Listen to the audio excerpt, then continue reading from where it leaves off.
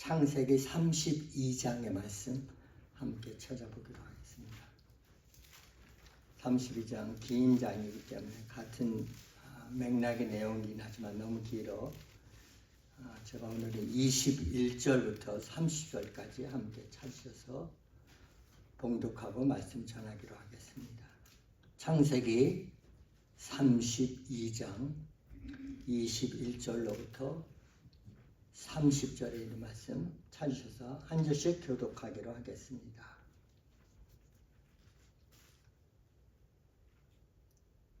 21절 중간에서 딱 시작하기 때문에 좀 약간 문맥이 어색하긴 하지만 제가 나중에 설명드리고 우리 함께 말씀을 읽기로 하겠습니다. 21절부터 봉독해 올립니다.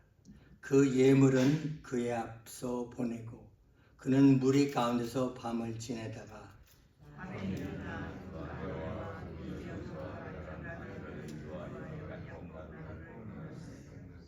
그를 인도하여 시내를 건너가게 하며 그의 소유도 건너가게 하고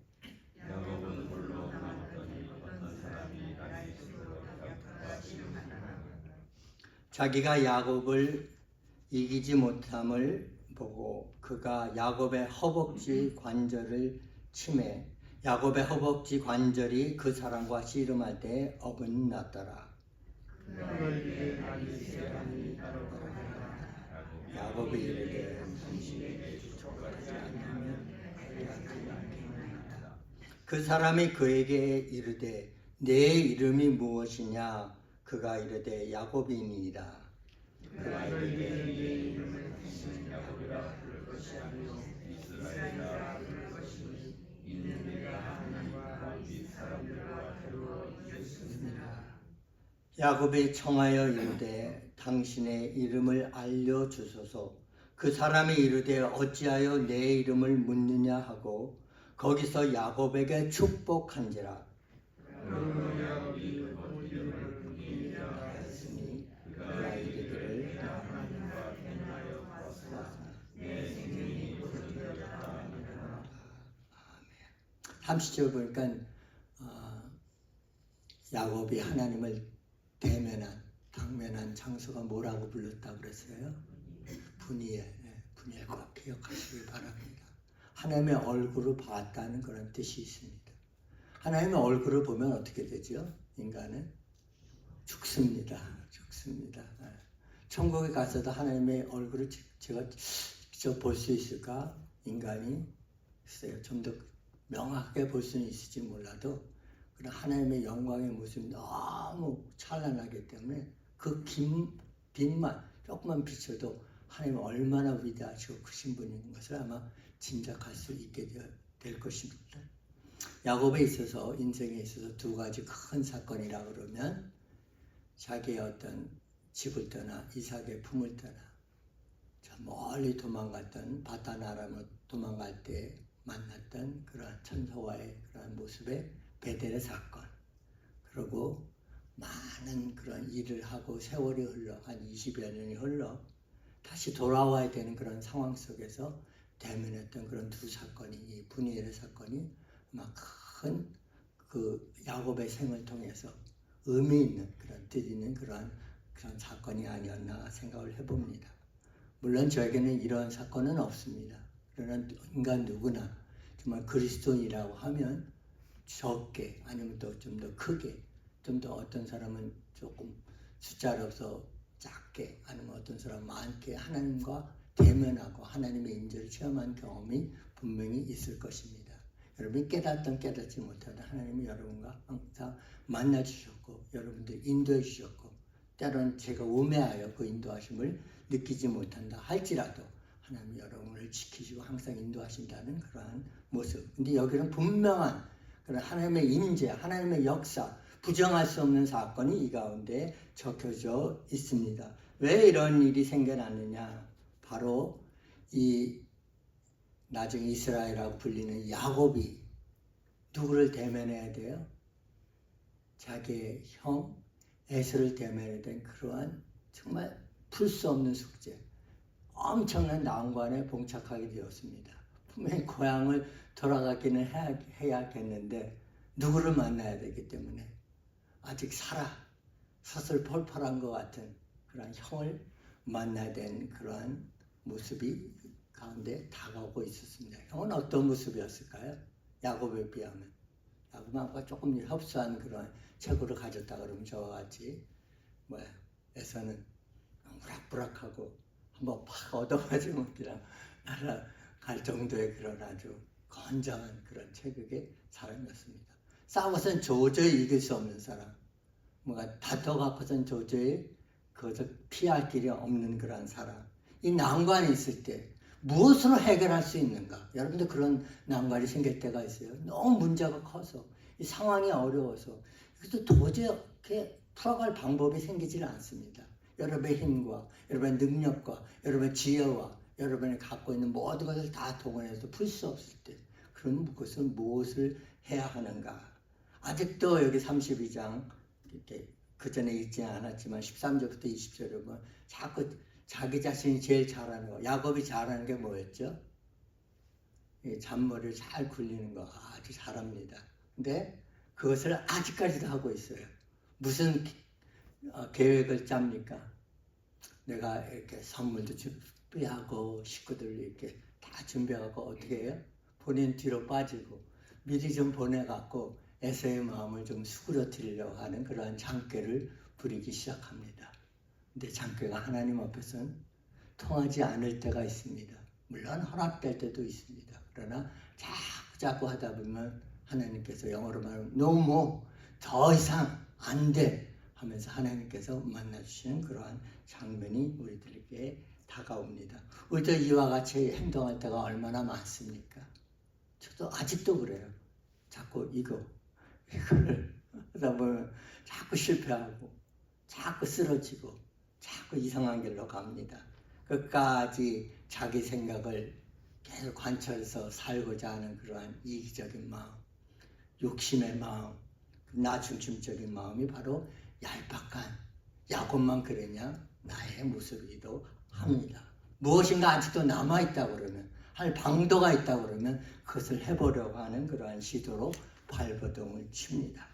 그러나 두 번째 기억해야 될 것은 자신의 방법을 빨리 포기하면 할수록 하나님의 방법이 주어지기 시작합니다. 하나님은 모든 상황을 아십니다. 준비하고 기다립니다. 제가 그랬잖아요.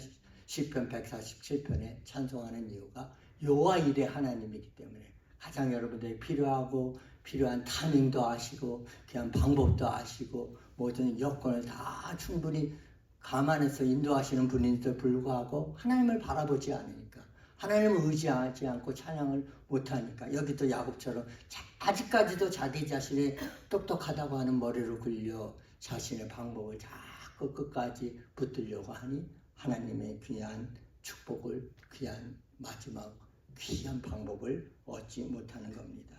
23절에 거기 보니까 그래서 아직까지도 이렇게 하게 됩니다. 그들 뭐냐면 두 아내 또 얻은 두 여종 그러니까 몇 명이에요? 4명이죠. 4명을 통해서 낳은 아들 이렇게 보니까 11명 그러니까 마지막 아들 요셉까지 낳고 벳된 아람을 그 삼촌 라반의 집을 떠나왔습니다.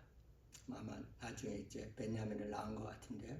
또한 그가 갖고 있던 그 소유도 건너가게 합니다.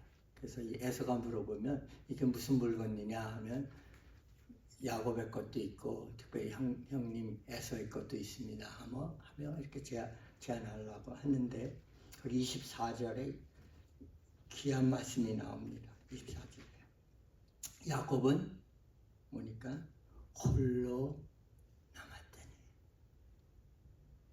여러분이 하나님과 홀로 기도하고 홀로 대면할 때가 사실 축복을 받을 수 있는 그런 기회입니다. 하나님의 뜻은 많은 그런 상황 속에서 복잡한 상황 속에서 많은 그룹 속에서 이루어지지 않습니다. 예수님도 마지막 저 십자가를 가기 위해서 뭐를 하셨죠? 하나님 아버지와 홀로 대면하는 그런 놀라운 장면. 그것이 온전히 감당되었기에 바로 이 십자가를 끝까지 아버지의 뜻이 무엇인지를 아니까 순종하며 대면한 후에 그 길을 갔습니다. 그 길을 몰라서 기도하신 겁니까? 그게 너무나도 고통스럽고 하나님 모든 진노를 부여받아 인류의 죄를 위해서 간다는 것이 결코 쉽지 않은 일이기 때문에 하나님 진정으로 하나님의 뜻이니까 하며 매달리며 하나님과 홀로 대면했을 때 분명한 확신 속에 마지막에는 순종하며 갔던 것을 압니다. 여기도 야곱이 하나님을 진정으로 대면할 수 있는 것은 홀로 하나님 앞에 선 나. 홀로 섰다는 얘기는 다 여러분들이 갖고 있는 모든 것을 단순히 내 육신만이 홀로 서는 것이 아니라 내가 의지했던 것, 내가 붙잡았던 것, 내가 매달렸던 것, 그것이 다 하나님 앞에서 쓸데없는 것입니다. 오히려 그것들이 하나님을 진정으로 만나는데 방해가 되곤 합니다. 제가 그러잖아요. 제가 왜 목회를 제대로 못하고 하나님을 제대로 대면하지 못했냐? 자꾸 이거 갖고 하니까 나 이거 갖고 충분히 감당할 수 있어. 충분히 지혜롭게 얘기를 할 수 있어. 지혜롭게 인도할 수 있어. 나 배움이 괜찮아. 충분해. 이렇게 하다 보니까 하나님과 진짜로 그분의 힘을 의지하고 그분의 뜻을 바라보며 그분의 목적과 그분의 능력을 힘입지 않는 그런 모습. 아직도 잔머리를 굴리고 하던 야곱에게 이제는 결정적인 난관, 홀로서게 된 그러한 모습에 봉착하게 됩니다. 더 이상 다른 방법을 찾을 길이 없습니다. 식구와 재산들을 다 먼저 보내고 홀로 남아 자포자기한 상태와 같은 곳에 바로 하나님이 대면하시며 찾아오시는데 여기 보니까 놀라운 일이 생깁니다. 여기에 보면 모습이 기도하는 것과 조금 약간 다른 일반적인 기도의 모습과는 틀린 것을 우리가 알 수가 있습니다. 보통 우리는 기도할 때 어떻게 해요? 하나님 빨리빨리 오시옵소서. 내가 급합니다. 내 상황이 어렵습니다. 빨리 오셔서 도와주시옵소서 하죠. 그렇죠? 그때 하나님께서 오십니다. 여기에는 뭐야? 홀로 남았더니 어떤 사람이 뭐야? 슬며시 다 됐다 생각해서 그분이 찾아오십니다. 정확히는 모르겠지만 아마도 예수님의 모습이 아니었나 하는 그런 것을 연상해 봅니다. 그렇고 24절 후반절에 보면 어떤 사람이 날이 새도록 야곱과 씨름했다 했습니다. 특별히 조금 다른 면의 기도죠. 기도라고 표현한다고 그러면 씨름했다. 씨름했다는 얘기는 뭐예요? 다투었다. 뭔가 힘을 겨뤘다. 무슨 힘을 겨루는 거예요? 내 잘났다. 나의 힘. 나 아직도 괜찮아. 나 아직도 힘이 있어. 아직도 능력이 있다고 생각하는 아직도 다 깨지지 않은 그 야곱과 절대적 하나님 대신 그분이 와서 겨루기 시작합니다. 씨름은 뭐예요? 우리로 하여금 누가 진정으로 인도자가 되시를 판결하는 그런 하나의 장면을 그리고 있습니다. 여러분 진정으로 주님을 여러분의 정말 주님이라고 예수님을 고백하고 사십니까? 그러면 뭐예요? 무슨 포기를 해야 되는데 아직도 씨름하고 있습니다. 하나님, 나 이거 하고 싶어요. 내가 이거 놓고 싶지 않아요. 하나님 저기 가라고 하는데 저기는 도저히 감당이 되는 것이 아닙니다. 딴 거 오시면 어떨까요? 이런 방법을 하나님께서 좋게 허락해 주시는데 그 방법은 제 마음에 안 듭니다 하면서 자꾸 뭐예요? 씨름하다가 그 씨름이 언제까지 계속됐다고 그랬습니까? 밤부터 거의 날이 셀 때까지 거의 동이 틀쯤에 일어납니다. 얼마나 긴 싸움입니까? 씨름입니까? 왜? 이 고집을 자아를 내어놓기가 특히 야곱 같은 입장에서는 굉장히 힘들거든요. 근데 하나님은 뭐야? 내려놔라. 나한테 맡겨라. 왜 자꾸 붙들고 있느냐? 네가 암만 똑똑하고 네가 암만 재물을 모을 능력이 있어 이렇게 많은 것을 모았고 식구들이 자식이나 아내가 4명이요 11명이 되고 나중에 12명이 된다 할지라도 그것 갖고 하나님의 일을 할 수 없으니 제발 내려놓으라고 하는데 놓고 싶지 않은 그러한 인간의 이기적인 모습 끝까지 싸웁니다. 싸우다가 뭐예요? 25절에 이렇게 표현합니다. 어떤 사람이 자기가 야곱을 이기지 못함을 보고 진짜 이기지 못했을까요? 자, 이제 결정적으로 뭔가 그냥 결판을 내야 되겠다고 결정하신 것 같습니다. 그러니까 어떻게 해요? 그가 뭐라고 그랬어요? 야곱의 허벅지 관절을 치매, 어떻게, 그 다음에는요, 관절이 그 사람과 싸울 때 마지막에 어긋나니까 어떻게 했겠어요? 어떻게 할까요? 관절이 망가지면, 싸우면 100개를 들어야 되겠죠. 포기해야 되겠죠. 그걸 하나님께서 바라셨던 겁니다. 인간적인 야곱이 아니라 더 이상 하나님은 놀라운 일을 이루기를 원하는데 이제는 포기해서 나한테 전부 맡겨라. 너의 삶을 전부 드리라 하는 그러한 포기각서와 같은 그런 항복을 받아내신 하나님. 근데 왜 그러시냐? 바로 이것이 하나님의 관심이요, 사랑이요, 하나님의 열정 때문에 그렇습니다. 하나님이 여러분을 향한 그 마음이 뜨거우십니다. 여러분의 상상 이상으로. 얼마나 뜨거우셨냐? 저 예수님은 십자가에 죽기까지 사랑하실 만큼 뜨거우십니다. 그럴 만한 가치가 하나도 없는데, 하나님 앞에 해드리는 일이 없는데, 전혀 주님을 몰라서 주님 뜻대로 오히려 반대로 막 반대하면서 살았는데도 불구하고 여러분을 향한 그 사랑, 구원하시고자 하는 그런 마음, 제대로 이끌고자 하는 그런 하나님의 그 열심과 열정은 계속 야곱을 향하고 있었던 것입니다. 여러분 찬양 중에 제가 좋아하는 찬양이기도 하고 이렇게 기도할 때 찬양곡으로 가끔 흘러나오는 주만 뭐라고요? 바라볼지라.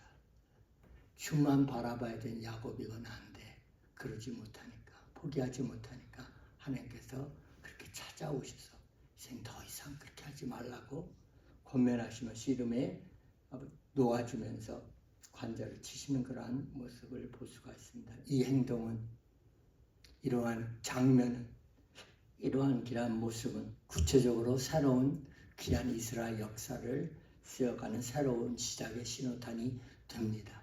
한 사람, 인간적으로 뛰어난 그러한 야곱이었지만 그러나 하나님으로부터 거룩하고 정말 주님을 경배하고 의지하는 자로서의 귀한 새로운 야곱이 태어나 귀한 이스라엘 역사의 시작을 할 수 있는 그런 족장으로 태어납니다. 왜 그런 줄 아느냐? 그러니까 이름이 바뀌었죠. 네? 그분이 묻습니다. 그 야곱을 향해서 내 이름이 무엇이냐 하니까 뭐야? 몰라서 물으셨겠어요? 다 아는데 자신이 고백하기를 나는 누구라고요? 야곱이라고. 나는 간사한 자라고. 나는 속이는 자라고. 자기를 솔직히 고백합니다. 그럼 주 안에서 솔직하시기 바랍니다. 제발. 저도 마찬가지지만 솔직하지 않으면 하나님의 은총과 축복을 누릴 수 없습니다. 여러분의 중심도 다 아시는 분이 여러분의 그 말하고 고백하는 걸 못 알아들으시겠어요? 다 아시잖아요. 솔직한 그런 고백. 내가 못하면 못한다고 하세요. 내가 부족하면 부족한다고 아시고 불순종하면 불순종한다고 아시고 참 삐딱하다 그러면 삐딱한 거 그대로 하나님 앞에 내어놓고 나아갈 때 야곱은 축복의 귀한 시간을 맞이하게 됐습니다. 뭐라고 그래요? 이 천사가 그분이 더 이상 뭐라고 하지 말라고. 야곱이라 하지 마라. 더 이상 너는 내가 볼 때 더 이상 간사한 자요, 간악한 자요, 뭔가 머리를 굴리는 자가 아니라 뭐라고 그랬어요? 그 이름이 뭐로 바뀌어요? 야곱에서 이스라엘. 그래서 오늘날 그 이름을 계속 부릅니다. 이스라엘 나라를 연상하고 부를 때 누가 떠올라요? 야곱이 떠오르게 되어 있습니다. 왜? 하나님과 포기해서 겨루어 이겼다. 이겼다는 얘기는 하나님께서 이김을 야곱에게 허락해 주셔서 하나님의 놀라운 뜻을 이루게 하셨다 했습니다. 29절 30절 마지막 부분에 보면 이름이 뭔지 알려달라고 합니다. 야곱이 청하에 이르되 당신의 이름을 알려주소서. 그 사람이 그냥 직접적으로 대답은 안 합니다. 그 사람이 이르되 어찌하여 내 이름을 묻느냐? 그게 무슨 얘기예요? 그건 네가 알 바 아니다. 내가 너한테 이름을 알려줘봤자 이해도 못하고 솔직히 하나님의 이름 어떤 분입니까? 여러 가지 이름을 댈 경우가 많습니다. 도저히 상상할 수 없는 그런 이름들이 많습니다. 영원하신 이름. 그게 뭘까? 영원하신 이름? 높으신 이름. 아주 크신 이름. 상상을 초월하는 그러한 스케일입니다. 여러분, 제가 이제 물리학 같은 데 관심이 많아서 우주에 대한 그런 천체에 대한 그런 모습을 자꾸 연구할 때가 있는데요. 이렇게 요새 망원경을 천체에 띄워갖고 이렇게 모든 별들을 봅니다. 그들이 결론 지은 게 인간의 결론이지만 한 165억 년 뭐 됐대요. 이 우주가. 그게 맞다고 쳐도, 맞다고 가정을 하면 여러분 상상이 가십니까? 165년? 5억 년. 죄송합니다. 165년 상상이 가죠. 165억 년. 글쎄요. 막 이렇게 숫자 던지는 것 같은데 그건 잘 모르겠습니다.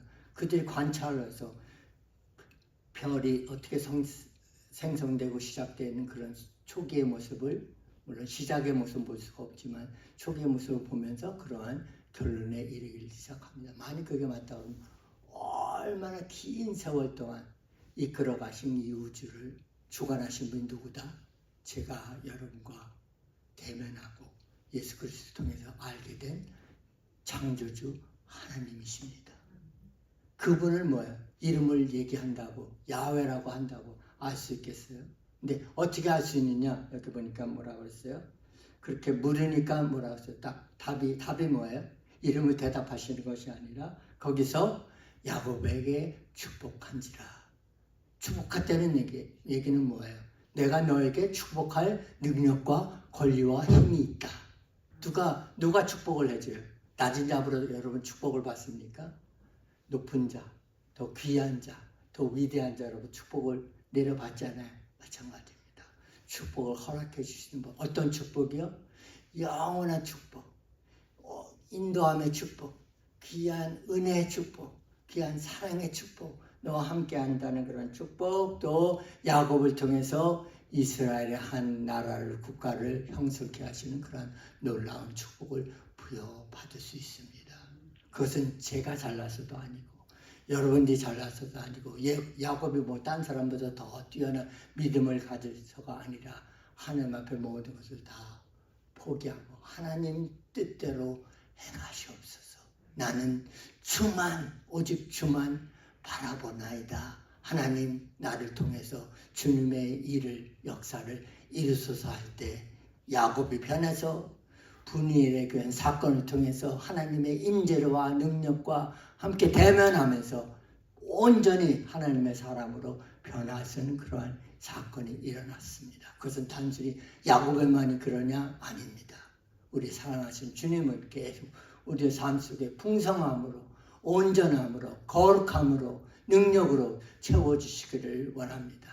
어떻게 할 때 나의 것은 포기하고 내 힘을 의지하지 아니하고 오직 주만 바라보며 주의 힘과 주의 능력과 주의 이름 속에 여러분들이 무릎 꿇고 경배하는 그런 모습이 되어질 때 우리의 삶이 변할 수 있으리라 믿습니다. 이러한 소망 가운데, 이러한 믿음 가운데 살아가시면서 하나님을 승리하시는 여러분과 저의 모습이 될 수 있기를 간절히 소망해 봅니다. 기도하겠습니다. 하나님, 너무나도 감사합니다. 아버지, 귀한 진리는 우리들에게 다가와 알려주기는 하지만은 그러나 야곱의 아버지 변하는 그러한 모습을 보면서도 저는 아직도 우둔하고 우매하여 저 스토리는 저 오래전에 몇천 년 전에 야곱에게 일어난 뿐이야. 분이엘의 하나님이 나의 하나님이 되지 않아 하면서 의심과 믿음을 아버지 믿음과 상관없는 그러한 이기적인 아직도 자기중심적인 제 자신을 포기하지 않는 그런 삶을 살 때가 너무나도 많습니다. 하나님 은혜란 하나님의 진정한 축복이란 내가 더 크고 내가 또 믿음이 좋고 내가 능력이 많음이 아니라 하나님 안에서 나는 할 수 없사오니 주 앞에서 포기합니다. 내가 할 수 있는 일도 제대로 없고 나에게 능력도 없고 나에게는 기도도 부족하고 나에게 믿음도 여러 면에서 부족하지만 하나님께서 그 사랑 가운데 우리를 찾아와 주시오. 변화시키길 원하시고 거룩하게 만드시길 원하시고 하나님의 뜻을 저희들 부족한 저희를 통해서 이루어 가기를 원하시는 하나님의 놀라운 섭리와 뜻이 있다는 것을 항상 기억하면서 하나님의 손에 붙들림 바 되어 정말 능력의 삶을 살아드리는 저희가 될 수 있도록 도와주옵소서. 저희 개인을 그렇게 만들어 주시옵시고 조그마지만 부족하지만 저희 아버지 교회를 사용하여 주셔서 하나님의 큰 뜻을 놀랍게 이루어드리는 저희가 될 수 있도록 도와주옵소서. 그래서 저희가 아닌 하나님의 능력이 저희의 이름이 아닌 하나님의 이름이 높임 바 되는 그러한 저희들의 모습이 될 수 있도록 역사하여 주옵소서. 이제는 우리 주 예수 그리스도의 은혜와 하나님 아버지의 능력 가운데 은혜 가운데 사랑하시는 놀라운 축복과 또 성령님의 아버지 내 자신을 포기했을 때 주시는 그러한 위로부터의 크신 능력을 부여하고 이끄시는 성령의 놀라운 역사가 우리들이 간절히 하나님 앞에 매달리며 씨름하는 것 같이 하나님 진정으로 나를 축복하시옵소서. 하나님이여 나를 찾아와 주시옵소서 하는 분이엘의 사건을 사모하는 각자 심령위에와 저희들의 사랑하는 가정과 식구들과 섬기는 몸된 교회 위에와 또 이민교회, 한국교회, 또 세상 만방에 흩어져 어려운 가운데서도 주님을 섬기고 예배하고 찬양하는 귀한 교회들과 특별히 복음을 들고 전쟁의 위협과 질병의 위협과 가난의 위협 속에서도 귀한 말씀을 계속해서 전하는 귀한 선교사님들 위해 지금부터 영원토록 함께 하시기를 간절히 축원하옵나이다. 아멘.